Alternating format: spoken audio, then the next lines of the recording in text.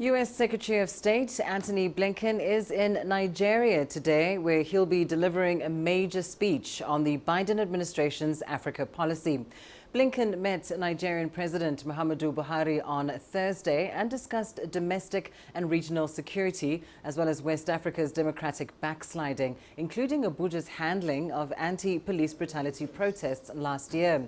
Blinken signed a $2.17 billion development assistance program with Nigerian Foreign Minister Geoffrey Onyeama and said Washington would also continue to invest in security and climate action in Nigeria. We discussed the importance of a comprehensive approach that builds effective security forces, addresses the underlying drivers of extremism, and respects Nigerians' basic human rights. The United States is committed to helping Nigeria do that by continuing to invest in our security partnership and the institutions that strengthen the rule of law and that hold accountable those who commit human rights abuses, corruption, and other acts that harm the Nigerian people. By tackling these issues, we can help to address some of the problems that have been key drivers of insecurity. We're hoping also that the U.S., and we're delighted to have the U.S. back supporting the multilateral system and back in the climate change, finding a solution on climate action.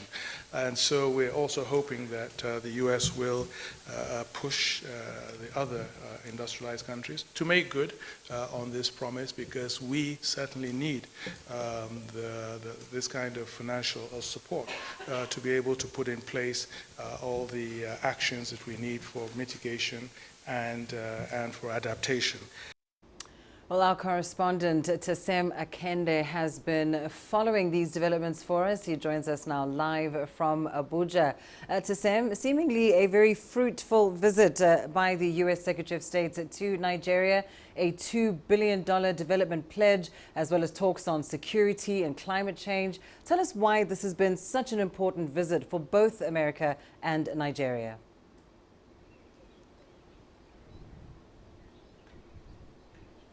Yes, indeed. The trade bilateral relations between Nigeria and the U.S., dates back to 1960, when Nigeria had her independence from the Great Britain. There have been times of indifference in that relationship.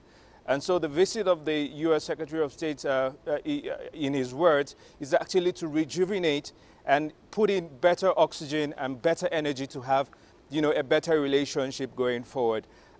His signing of the over $2 billion, support, is to support education, is to support agriculture, and several other aspects. Nigeria at the moment has several challenges of many people being internally displaced, and the World Food Programme of the United Nations recently threatened that if intervention is not coming fast, several people will be cut out of food rations in the northeast, which has been ravaged by insecurity, and several people. So it estimated about $55 million in need to, carry out more on these interventions going forward. And so this support will be really, really important. There are also several areas of collaboration.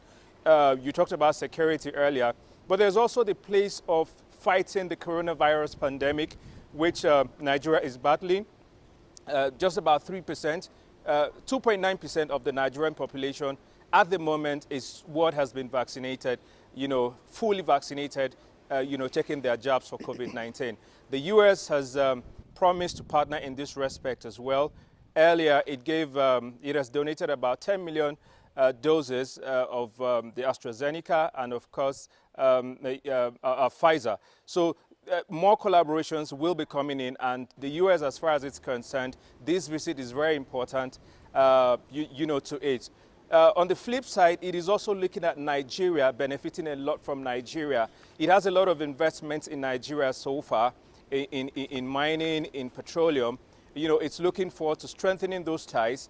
And just a while ago, Antony Blinken delivered that speech you were talking about, where he described Nigeria as, a giant, not just a giant of Africa, but he says it should be regarded as a global leader.